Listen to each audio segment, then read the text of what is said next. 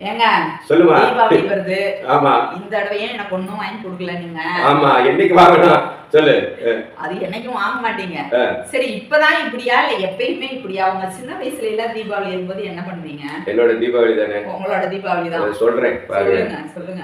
30 நாளுக்கு முன்னாடியே தீபாவளி கடவில் மூழ்கிய நாட்களை காண்கிறேன்.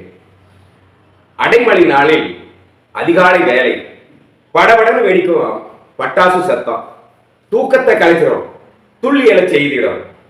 கிழிந்து தங்கும் கால் சட்டை, பொத்தானிலா மேல் சட்டையோட வெடிக்காத பட்டாசுகளை பொறுக்கி எடுத்து வந்து மருந்துகளை குவித்து வைத்து மத்தாப்பு கொளுத்திய அந்த விடிகால பொழுதின் வண்ணமய கோலம் நினைக்கவே இனிக்குது. மகிழ்ச்சி நெஞ்சமெல்லாம் பரவுது. விளையாடி முடித்து வீட்டுக்கு போனாலே விளக்கமாய் கட்டையாக விளாசிடும் அம்மா. ஆடு மாடு அழுக்கல, சாணி சகதி மாறல, கஞ்சி தண்ணி என்ன கடவுளா கொடுப்பாரு. வெள்ளை சோளம் குத்த வேணும், நனைஞ்ச சொல்லி எரிய வேணும், நல்ல தண்ணி எடுக்க போனா வாரி கயிறு கிடைக்க வேணும். அம்மாவின் நெருக்கடிய அருகிருந்து பார்த்துருக்கேன். பணக்கார பசங்க எல்லாம் புது சட்டை போடும்போது துவைக்க சோப்பு கிடைக்காம தேடி எழுத காலம் அது.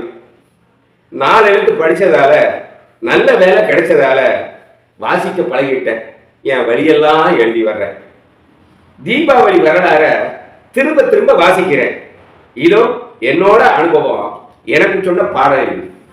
வருடா வருடம் தீபாவளி, அது வசதி படைத்தவனின் கூட்டாளி, ஏழை பெண்களின் கொலையாளி, மாப்பிள்ளை எத்தர்களுக்கு அது கொடையாளி, ஊதாரிகளின் பங்காளி, அறிவியல் உண்மைக்கு என்றும் பகையாளி, மூடத்தனத்தின் பேச்சாளி, ஏழை மக்களை சுரண்டும் கைவாளி, வறுமை பிஞ்சே தொழிலாளி, அவன் வடித்த வியர்வையில் பூவாளி, பட்டாசு வெடிப்பான் படிப்பாளி, அவன் பகுத்தறிவில்லா அறிவாளி, புத்த